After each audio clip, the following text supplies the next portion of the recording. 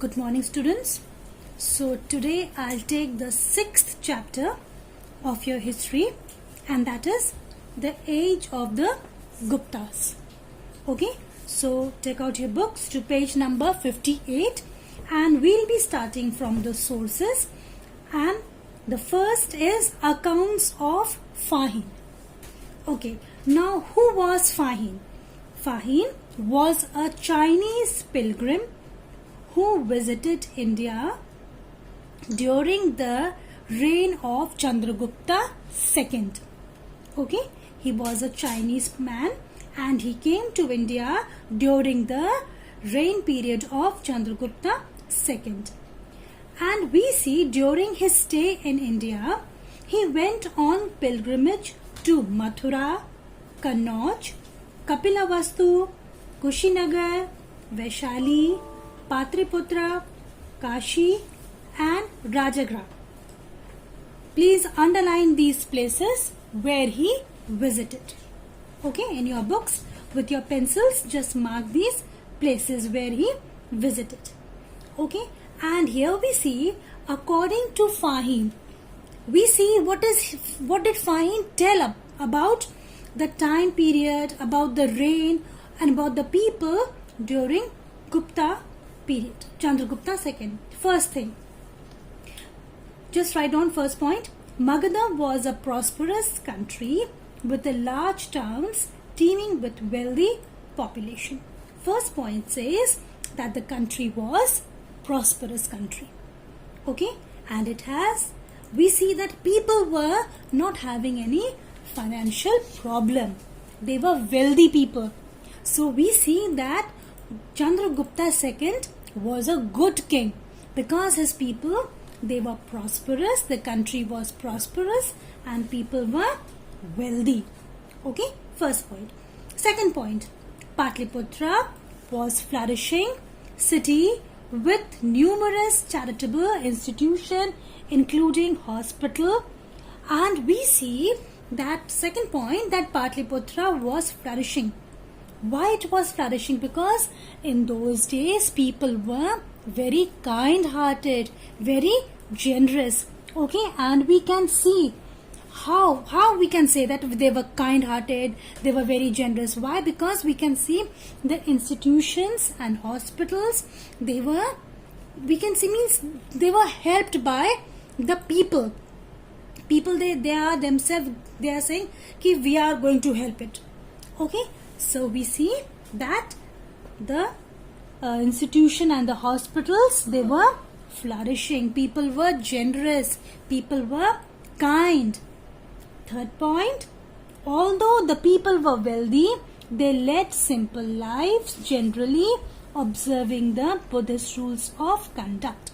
Though people were very rich, they had a lot of money, but still we see that they were not living a very luxurious or lavishly lifestyle.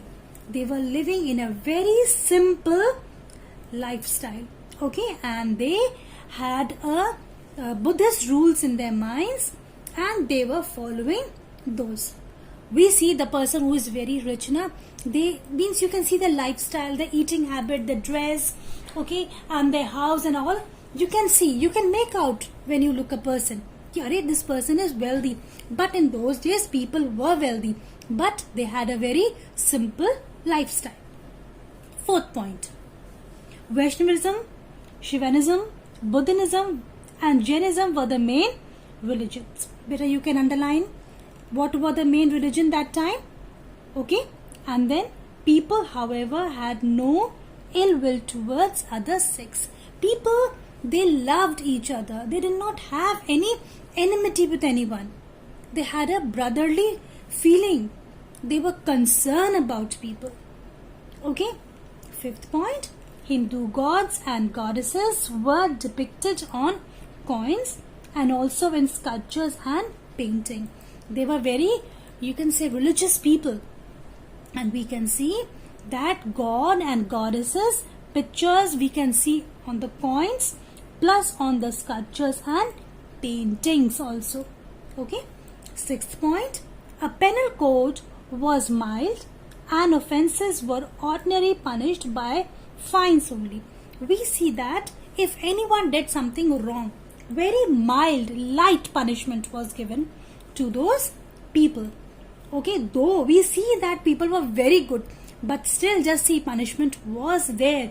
If the person did something wrong, the person was punished by asking the person to give fines. Okay, so here we have come to the end of Fahim's account.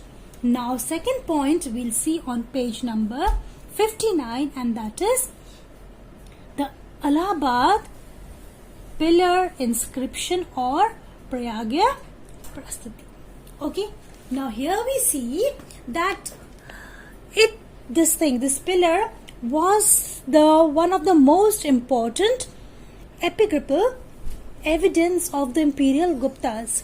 Okay, it was composed by Hari Sena, the court poet. Who was the court poet that time? Hari Sena. Okay, mark it in your book. Hari Sena was the court poet.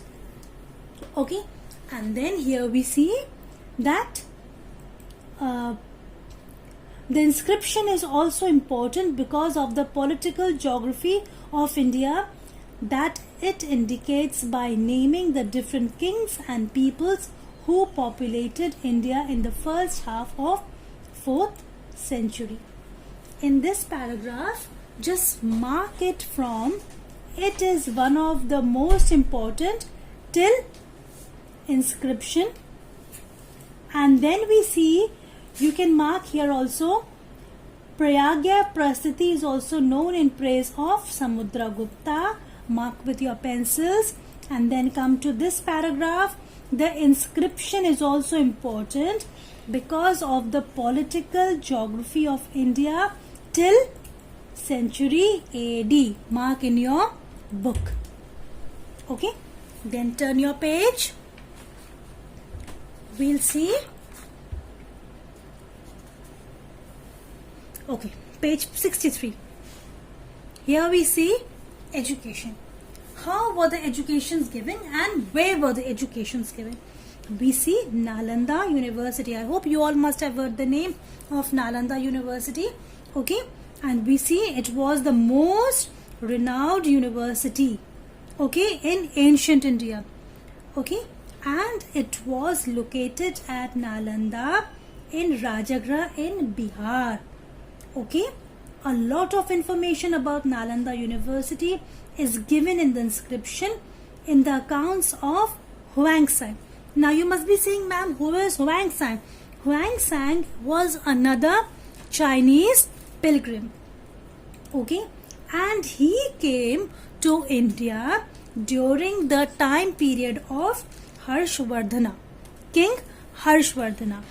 Okay, there was one person who came from China, as I told you, his name was Fahim. He came during Chandragupta's time period, and this person is another Chinese man. He came to India during Harshvardhana's time. Okay, and his name was Huang Sang. Now he wrote a book and he told about Nalanda University, and he also told about the administration during Harsha's time period, that what type of king was he, how were the people. Okay, and here we are told about the Huang Sang that it was not it was not very easy to go and get admission in Nalanda University. Okay, we see studying, if a person is studying in Nalanda University, means the person must be very genius, intelligent, because the admission was based on the people which are high, people getting high ranks, good numbers. Okay, normal people, they were not allowed to enter. Okay, so here we see Nalanda University provided various facilities to the students for their studies. There were 3 great libraries. Okay, just imagine 3 great libraries. We've got only 1 library in our school, and just imagine 3 great libraries in this university. Okay, and which was known as Ratnasagar, Ratnudhai, Ratnaratnik. Okay, underline these three things. Then there were more than 10,000 students and teachers. Okay, they came from Korea, Mongolia, Japan, China, Tibet, Ceylon, and various parts of India. Underline these things, that from where these people came.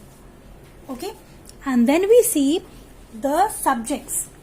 Not all the subjects, it was not taught in this university, but we see there were few subjects which were taught.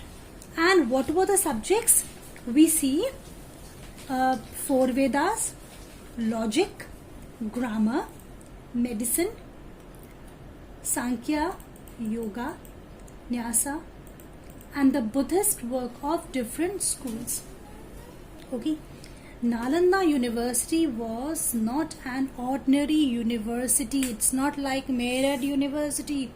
It was very superior university. It was a postgraduate institution to which admission was very difficult. Okay, only the most brilliant were admitted to the university. Only the brilliant students, genius, they were only given admission in this Nalanda University. But in the last paragraph, we are told that this university was destroyed by Muhammad bin Bakhtiyar Khilji. Okay, and we see that he destroyed it. And today if you go and see, you'll just see a small remains will be there. Okay, now there is no university, Nalanda University, just remains are there. Okay, because it was destroyed, okay, by Muhammad bin Bakhtiyar Khilji. Okay, so today I'll just explain only this much. Okay, and then in my next video I will explain the remaining chapter. Okay.